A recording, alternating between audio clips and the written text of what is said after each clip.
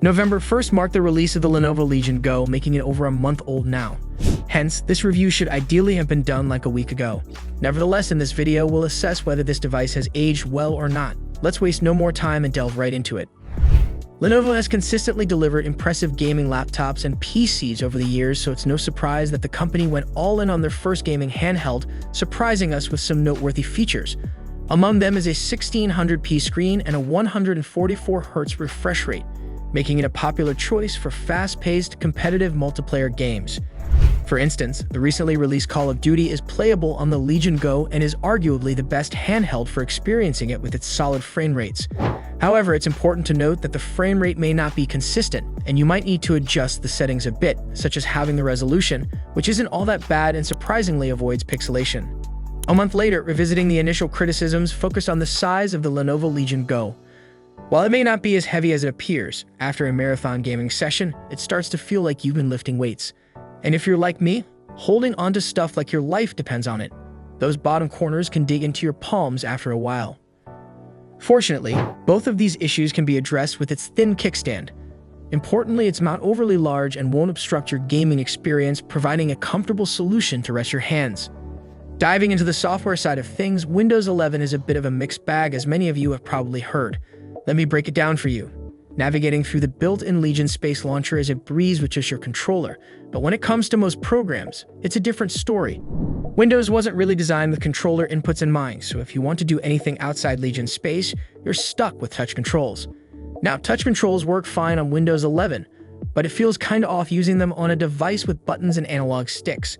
Sure, you can use the right analog stick to move the mouse cursor, but it's a bit clunky, to be honest. But here's the silver lining. Moving around Legion Space is a piece of cake.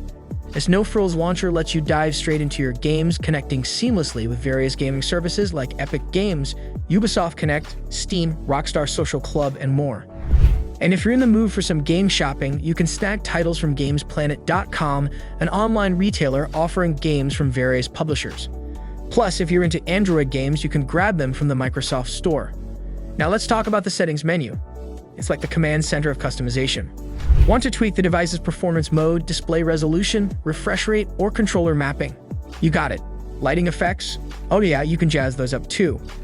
And that's not all. You can check out your screenshots, keep tabs on game downloads, and more. Now let's shift gears and talk about the not-so-great news, the battery life. Some credible folks like the team over at Tom's Guide put the Legion Go through the ringer with battery tests, and the results were a bit of a shocker, to say the least. In a test involving continuous web surfing at 150 nits of screen brightness, the Legion Go held on for 4 hours and 6 minutes.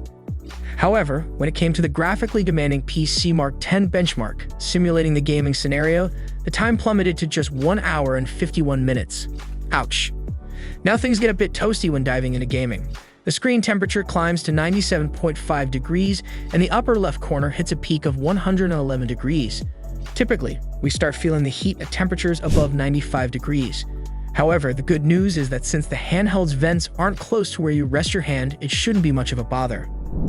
Wrapping things up with a commonly voiced complaint, the button layout on this thing, and honestly, I get it. Controllers have kept the start and select buttons in the same spot for the past 30 years, so why fix it if it ain't broke, right? Especially having them at the bottom left, which might take a bit of time to get used to. But hey, there's a nifty workaround for this. You can remap those buttons to the 2 back buttons at the rear of the device. It's a breeze to do. Just head over to Legion Space settings, look under controller, and voila! This could be a more crowd-pleasing arrangement for sure. And that concludes today's video, where I've shared my thoughts on the Lenovo Legion Go. While I appreciate Lenovo's efforts, it falls short of delivering the seamless handheld experience I'm personally looking for. Navigating outside the Legion Space Launcher can be a bit clumsy, given that most Windows programs don't quite get along with button inputs. In terms of performance, the Legion Go holds its ground against the RG Ally. However, neither device provides a significant lead over the Steam Deck unless you're willing to sacrifice resolution to 720p, which, let's be honest, makes games look pretty atrocious on the 8.8-inch display. And while using the right controller as of pseudo-mounts is an interesting concept, it doesn't quite hit the mark in terms of functionality. For most folks, the Steam Deck OLED emerges as the better option compared to the Lenovo Legion Go. Valve's device boasts a richer display, superior game optimization, and an intuitive interface tailored to the hardware. Plus, even the high-end $649 Steam Deck OLED comes in more affordable than the Lenovo Legion Go.